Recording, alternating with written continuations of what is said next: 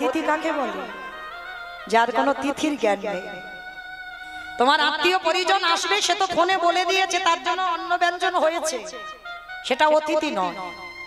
অতিথি যে হওয়া অন্নে আসবে, যার কোনো তিথির জ্ঞান নেই, সময় নেই, তিথি নেই, নক্ষত্র নেই, কোনো দিন বিচার নেই।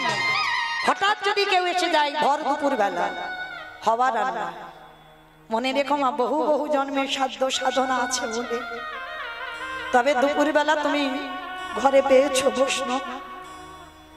যদি একটা দিন নিজের খেতে নাও হয়, অতিথি যেন দুয়ার থেকে চলে না যায়। কারণ একটা অতিথি, একটা ভিখারি, একটা বৈষ্ণব, একটা ব্রাহ্মণ যদি দুয়ার থেকে চলে যায়, শত শত জন্মের ভজন তোমার নষ্ট হয়ে যায়। ওই জন্য ভগবান বলছে, আগে আমার ভক্ত, পরে আমি। আগে আমার ভক্তরে ভালোবাসো, তারপরে তুমি আমায় ভালোবাসতে পারবে। তো সন্দীপনী মনি ছুটে দরজায় এসেছে, এসে দেখে না মা, 4 জন বৈষ্ণব দাঁড়িয়ে আছে।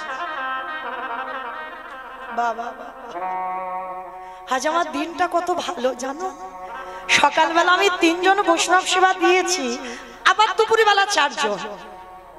হায় রে, যে নিজের পেটের ভাত জোগাড় করতে পারে না বাবা, সে আজকের ভক্ত সেবা দেওয়ার জন্য কাঁদে। কেন জানো? যার আছে বাবা সে দেয় না, যার কিছু থাকে না সে দেওয়ার জন্য কাঁদে। দয়াময়, তুমি তো আমায় কিছু দাওনি, আমি তোমায় দেব কি? আর মনে রাখতে হবে মা, ভগবান কোনোদিন গিয়ে বড় লোকদের ঘরে আগে দাঁড়ায় না, দাঁড়াই যে দিনহীন পথের ভিখারি কাঙাল। ভগবান তো গরিবদের হয় গো, কাঙালদের হয়। দেখো তার প্রমাণ মহাভারতে বিদুরের দিকে তাকিয়ে দেখে। মনে যদি করতো রাজ ঐশ্বর্যে থাকতে পারতো, থাকলো না কেন? কৃষ্ণ ভক্ত কোনোদিন রাজপ্রাসাদে সুখ পায় না। দেখেন সুদামার দিকে তাকিয়ে, পরিবারের পরনে একটা কাপড় কিনে দেবে সেটা পাচ্ছে না, ছেলেদের মুখে 2টো খাবার তুলে দেবে সেটা পাচ্ছে না। এরাই কৃষ্ণ ভক্ত। মনে রাখতে হবে, যারা লক্ষ্মী, কালী, দুর্গা, সরস্বতী, মনসা, শীতলা ভক্ত, তাদের পার আছে।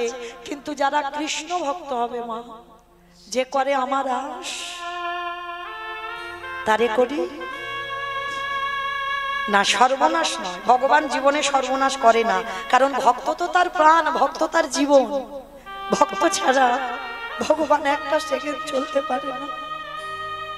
যে করে আমার আজ তারে করি সর্বনাশ। ভগবান ভক্তি সর্বনাশ করে দেয়। কৃষ্ণ ভক্ত যদি তুমি হয়েছো বাবা, আত্মীয় পরিজন, বন্ধু বান্ধব, তোমার আপন বলতে আর কেউ থাকবে না। শেষের দিনে তোমায় চিরজনমের মতো একা করে দেবে ভগবান। পথের ভিখারি করে দেবে, পথিক কাঙাল করে দেবে। তারপরে যদি তুমি ভগবানের চরণ না ছাড়ো, তারপরে ভগবান তোমার দাসের অনুদাস। দেখেন বাবা, এটা আমার কথা বিশ্বাস করতে হবে না, একটু মিলিয়ে নেন গ্রন্থের দিকে তাকিয়ে। কান্দির জমিদার লালাবাবু ছিল না? কি গো, লালাবাবুর যখন 12 বছর বয়স, শুনে নেন, লালাবাবু 12 বছর থেকে দানি ছিল, ছোটবেলা থেকে দানি। মানে কিছু যদি খেত, মনে হতো কেউ যদি আসতো তাকে দিয়ে খেতাম। লালাবাবু ছোটবেলা থেকে বড় দানি ছিল। তো লালাবাবুর বাবার কিছু অভাব ছিল না, সোনা দানা, টাকা পয়সা, ঘর বাড়ি, জায়গা জমি, সম্পত্তি, অতুল সম্পত্তি ছিল। আস্তে অতুল সম্পত্তি ছিল বাবা। তা সেই লালাবাবুর কাছে একজন এসেছিল, কন্যা দায়গ্রস্ত পিতা, এসে বলেছিল, বাবু আমার মেয়ের বিবাহ দেব, কৃপা করে আমাকে একটু 1000 টাকা দিতে পারবে? লালাবাবুর বাবা বলেছিল, আমি তো দান ছত্র খুলিনি যে তোমার মেয়ের জন্য আমি 1000 টাকা দেব, দিতে পারবো না। তাড়িয়ে দিয়েছিল দূর দূর করে। যখন অতিথি চলে যাচ্ছিল, লালার সঙ্গে দেখা হলো। লালা অতিথির হাত ধরে বাবার কাছে এনেছিল, এনে করজোর করে লালা বলেছিল, বাবা তোমার তো কিছু অভাব নেই বাবা, সোনা দানা, টাকা পয়সা, সম্পত্তি তোমার সব ভরপুর, বাবা 1000 টাকা দিলে কি কমে যাবে? দাও না, এই অতিথি কন্যা দায়গ্রস্ত, 1000 টাকা দাও। সম্মান বাঁচাতে সবার সামনে ছেলে বলেছে, সবার সামনে ছেলের সামনে টাকাটা দিল। কিন্তু দেবার পরে যখন অতিথি চলে গেল, লালা বাবুর বাবা লালাকে বলেছিল, লালা যেদিন রোজগার করতে পারবে সেদিন তুমি দান করো, বাবার সম্পত্তি নিয়ে তুমি দান করো না। আর আজকে যে ভুলটা করলে এর পরবর্তী দিনে যেন তোমার কোনোদিন ভুল না হয়, যেদিন রোজগার করতে পারবে সেদিন তুমি দান করো। ওই একটা কথাই লালার চৈতন্য হয়েছিল, বাবা তোমার এত কিছু রয়েছে, 1000 টাকার জন্য তুমি আমাকে বললে আমি রোজগার করে দেব। বেশ, সেই লালা সংসার ছাড়লো। সংসার ছেড়ে বর্ধমানে গিয়ে বাবা 20 টাকার বেতনে কাজ করছিল। ওই 20 টাকার মধ্যে খাওয়া থাকা সব। কোনোদিন বাড়িতে আর আসতো না। প্রতিজ্ঞা ছিল, ও বাবার মুখ আমি দেখবো না যতদিন না বাবা দেহ রাখবে। সেটাই করেছিল লালা। বার্ধক্য দশায় লালার বাবা কেঁদে কেঁদে বলে গেল, আমি যে ভুল করেছি, আমার একমাত্র বংশের প্রদীপ আমি তাকে তাড়িয়ে দিয়েছি। তবে আমি মরে গেলে আমার লালাকে আমার জমিদারিতে ফিরিয়ে এলো। বাবার মৃত্যুর পর জমিদারি থেকে ফিরে এলো। ফিরে এসে লালা যে যা চায় তাকে তাই দিয়ে দেয়। একদিন হঠাৎ কাছারি থেকে ফিরছে একটা ছোট্ট 5 বছরের বাচ্চা। ঠিক বিকাল বেলা সূর্য ডুবছে, তার বাবুকে বলছে, বাবুজি বেলা যে যা বাসনায় আগুন দেবে। বাবুজি গো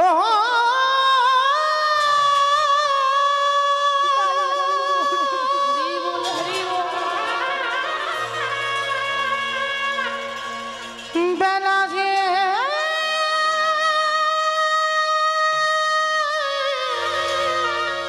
চলে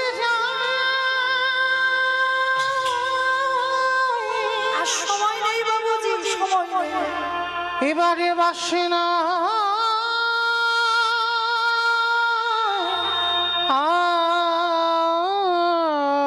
আগুন,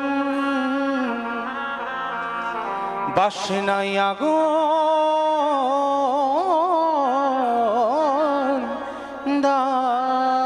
বাসনা মানে কি? কলার বাসনা, ধোপার নেই। ওই কলার বাসনা পুড়িয়ে ছাই করে জামা কাপড় কাচতো। তাই তার বাবাকে বলছে, বাবুজি বেলা যে ডুবে যায় বাসনায় আগুন দেবে না। লালার বিবেক যেন দংশন করলো। লালা ওটা বাসনা নয়, বাসনা নয়, কামনা বাসনায় আগুনে দিয়ে চলে যা লালা, তুই মধুর কৃষ্ণ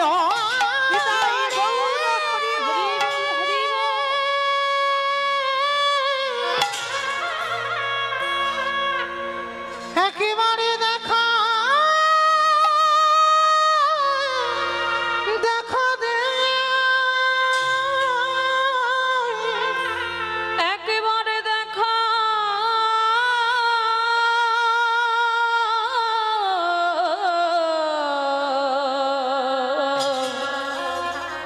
দেখা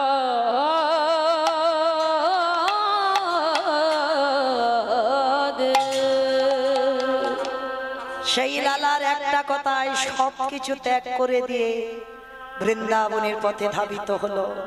কিন্তু জমিদারি স্বভাব কি যায় গো?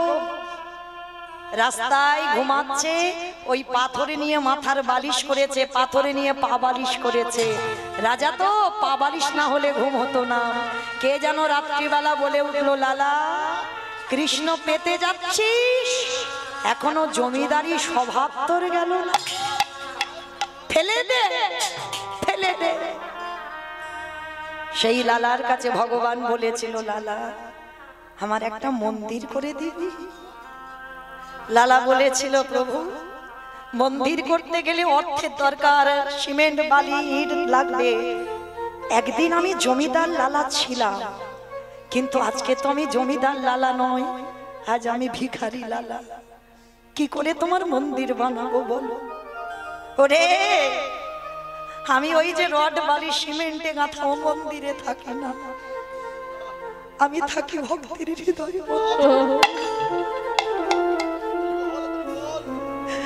যে জন নয়ন ঝরে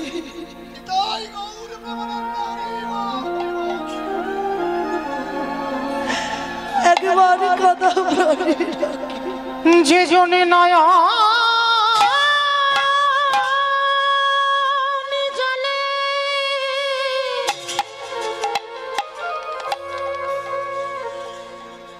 কৃষ্ণ তোমার হলামে বলে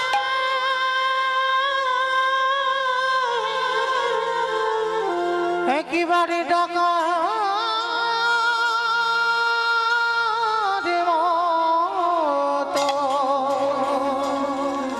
ডাকারে মতো ডাকিতে পারে আমি ভগবান হয়ে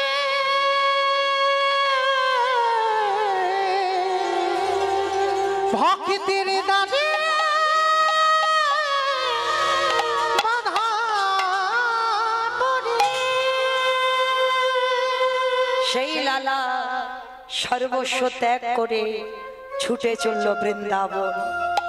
দেখেন তাকিয়ে নরোত্তম দাস ঠাকুরের দিকে, জমিদারের ছেলে জমিদারি ত্যাগ করে সর্বস্ব ত্যাগ করে চলে গেল বৃন্দাবন। তাকিয়ে দেখেন রঘুনাথ দাস, আহা, ছোটবেলা থেকে বৈরাগ্য ভাব, সংসারে থেকেও বাবা বৈরাগী হওয়া যায়।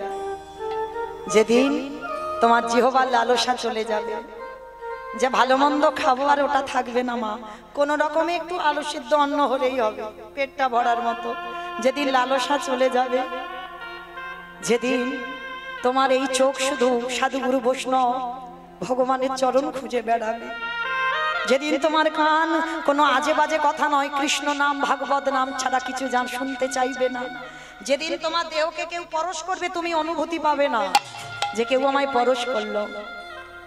এই যে দেখো একটা ছোট্ট বাচ্চা, আমার সন্তান সম, কতটুকু ছেলে গো, এই বয়সে সবকিছু ত্যাগ করেছি, আমরা পতিত হয়ে পড়ে রইলাম। রঘুনাথ দাসও ছোটবেলা থেকে এত বিরক্ত করতো, যেখানে সাধু সঙ্গ ভক্ত সঙ্গ হতো রঘুনাথ বাড়ি থেকে বেরিয়ে যেত। বড় লোকের ছেলে তো হিরণ্য দাস আর গোবর্ধন দাসের ছেলে, জ্যাঠা কাকা এত ভালোবাসতো, অতুল সম্পত্তি, প্রতিদিনের আয় ছিল 12 লক্ষ স্বর্ণ মুদ্রা, বাড়ি ছিল হুগলি জেলায় আদি সপ্তগ্রাম। আজকে সেই ছেলেটা ছোটবেলা থেকে এমন বৈরাগ্য ভাব, কিছু ভালো লাগতো না, কোনো খেলাধুলা ছিল না, যেখানে সাধুগুরু বৈষ্ণব দেখতো তাদের পিছনে চলে যেত, ধরে রাখতে পারতো না। বাবা যেটা শেষে ছেলেকে বেঁধে রেখেছিল ঘরে, রঘুনাথকে, কেন? কৃষ্ণ ভোলাবার জন্য। ভোলা যায় বাবা যে একবার কৃষ্ণ নামে ডুব দিয়েছি, কৃষ্ণ নামে কেঁদে যত শান্তি পাবে কোনো কান্নাই তুমি এত শান্তি পাবে না। কারণ বাবা যত নাচানাচি করো না কেন, কৃষ্ণ নামে কেঁদে যে সুখ, সে সুখটা তুমি কোথাও পাবে না। তো এইবার সেই রঘুনাথকে বেঁধে রেখেছে, 1 সপ্তাহ কিছু খাইনি, বাবা যেটা খাবার দিচ্ছে খাচ্ছে না। গুরুদেব বলদেব আচার্য ছুটে এসেছিল, রঘুনাথ, রঘুনাথ শুনলাম তুমি পাগলামি করছো, তুমি 1 সপ্তাহ কিছু খাচ্ছ না। হিরণ্য দাস জ্যাঠামশাই ছুটে এসেছে, রঘুনাথ আচ্ছা বলো তো তুমি কি চাও? দেবে জেঠু, আমি যা চাইবো তুমি আমায় দেবে? দেবো দেবো, তুই 1 সপ্তাহ কিছু খাসনি, কঙ্কাল সারে দেহ। বাবা ভজন পথে যারা নেমেছো তাদের বেশি আহার বেশি নিদ্রা নিষিদ্ধ। তাই বা রঘুনাথ কঙ্কাল সার দেহ, তো জ্যাঠামশাই বলছে বল বাবা কি চাস? জেঠু আমায় দেবে, আমি যা চাইবো দেবো দেবো, বল কি চাস? তাহলে ত্রিসত্য করো, আমি যা চাইবো তাই দেবে। ত্রিসত্য করলাম। এইবার রঘুনাথ জ্যাঠামশাইয়ের 2টো চরণ জড়িয়ে ধরেছে, ধরে বলছে তাহলে দাও। কৃষ্ণ এনে দাওয়া, কৃষ্ণ এনে দাও,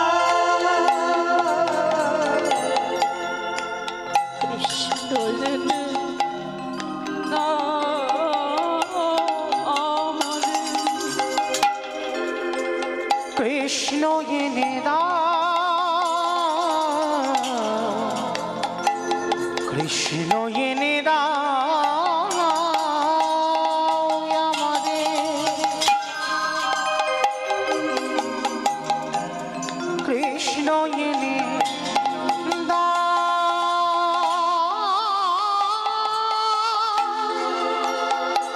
কৃষ্ণ ছাড়া আমার প্রাণে বাঁচে না। কৃষ্ণ এনে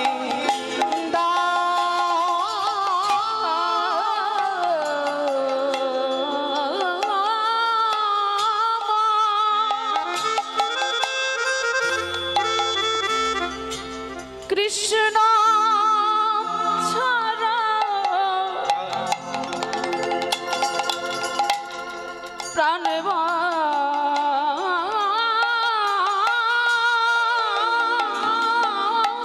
না।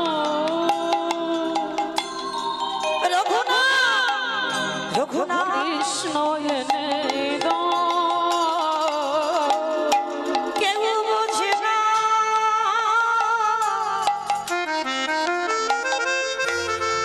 আমার মনের কথা, জেঠু বলবো আমি কারে।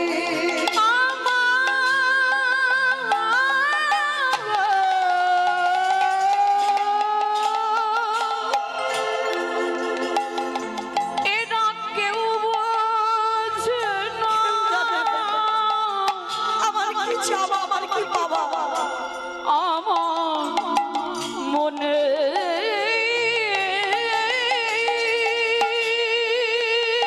কথা বলো, বলবো আমি কৃষ্ণ এনে দাও আমায়, কৃষ্ণ এনে দাও নিতাই গৌর প্রেমানন্দে হরি বল, হরি বল, হরি বল। এনে দাও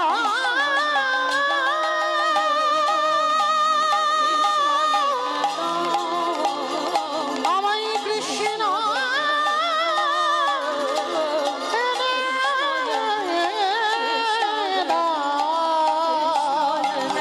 এনে দাও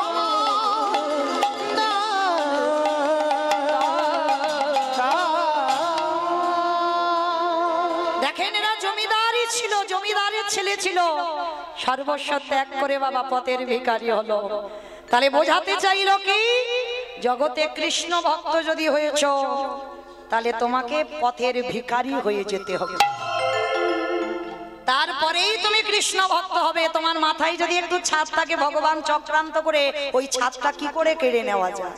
কৃষ্ণ ভক্তদের এমন স্বভাব, এমন চরিত্র হয়, কিছু তাদের থাকে না। আজকে ভগবান যেখানে এসেছে মা, আবার চলেন যেখানে ছিলাম, মনে পড়ছে কোথায় ছিলাম বলো তো দেখি, লীলায় কোথায় ছিলাম, কে শুনছো? বাহ, সেই যে চারজন বৈষ্ণব সেজে এসেছিল সন্দীপনী মনির দরজায়, আর মনিবর এসে দেখছে চারজন দাঁড়িয়ে আছে, ভগবান বলে চিনতে পারলো না। বলল বেশ আসুন, চরণ ধৌত করে চারজনকে বসবার জায়গা দিয়েছে। ছুটে গেল ঘরে, আর ঘরে গিয়ে মা চালের হাঁড়িটা খুলে দেখছে একটাও চাল ডাল নেই। গেল কোথায়? ওই যে সব নাশ যে করে আমার আশ, তারে করে সব নাশ, সব খেয়ে নিয়েছে, কিচ্ছু নেই। আর এই মনিবরের একটা 5 বছরের ছেলে আছে, ডাক দিয়েছে, এই বটু বটু। ভগবান কৃষ্ণচন্দ্রের বন্ধুর মধ্যে একজন বন্ধু, যার নাম মধুমঙ্গল। বাবা আদর করে তাকে বটু বলে ডাকে। ও বটু, আয় বাবা। হ্যাঁ রে, দেখেছিস হাঁড়িতে চাল ডাল দেখেছিস? কই না তো বাবা, আমি দেখবো কি করে। আচ্ছা বাবা, তুমি বৈষ্ণব সেবার জন্য কাঁদছো, কেঁদো না, তুমি একটু হরি কথায় দিনটা কাটাও, আমি ততক্ষণে ওই কয়েকটা বাড়ি থেকে ভিক্ষা করে এনে দিচ্ছি। পারবি বাবা তুই?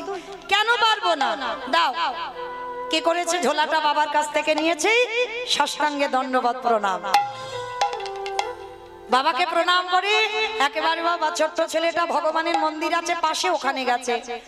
প্রভু, আমার আমার জন্য নয় গো, আমার বাবা মার জন্য নয়, আমি যাচ্ছি বৈষ্ণব সেবার জন্য ভিক্ষায়, দেখো আমি যেন দুটি চাল ডাল পাই। ভগবান মনে মনে ভাবছে হায় হায় হায় হায়, এলাম ওর বাবাকে পরীক্ষা করতে, এখন ছেলে বাঁধা হয়ে দাঁড়াচ্ছে, কি করব? তাহলে ছেলেকে একটু ঘষে মেজে নিতে হবে। ভগবান পরীক্ষা শুরু করলো, কিরকম? নিজের দেহে থেকে বাবা বটুর মূর্তি বের করেছে, তার তো অভাব নেই চাতুরালি, আর বটু সেজে গোটা গ্রাম ভিক্ষা করে নিয়ে চলে এসেছে, মথুরা, গোটা মথুরা, মানে কোনো ঘর ফাঁকা দেয়নি ভগবান, সবার বাড়ি থেকে ভিক্ষা করে নিয়ে চলে এসেছে। আচ্ছা বলো তো মা, একটা ছেলে যদি 5 মিনিট আগে আপনাদের এই গোটা গ্রাম ভিক্ষা করে নিয়ে আসে, আবার যদি সেই ছেলেটা 5 মিনিট পরে যায়, দেবেন ভিক্ষা? মেরে তারা করবে না? ভগবানের লীলাটা দেখো কেমন, ভগবান ওর রূপ ধরে ভিক্ষা করে নিয়ে এসেছে, এইবার আসল বটু যাচ্ছে, ভগবানকে জানিয়ে যাচ্ছে আমি যাচ্ছি বৈষ্ণব সেবার জন্য চাল ডাল আনতে। কৃষ্ণ ছাড়া কে আছে আমার, বিশ্ব চরাচর মাঝে, বিশ্ব চরাচর মাঝে কৃষ্ণ ছাড়া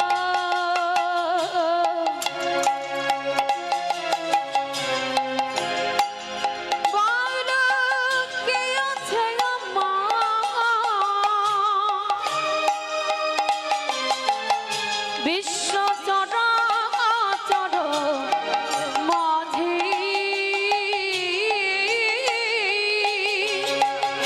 বিশ্ব চরাচর মাঝে সে ছিল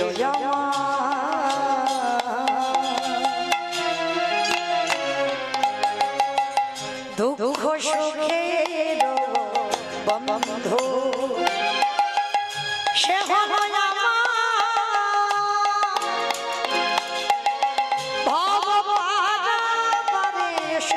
হলো সে ছিল আমার দুঃখ সুখে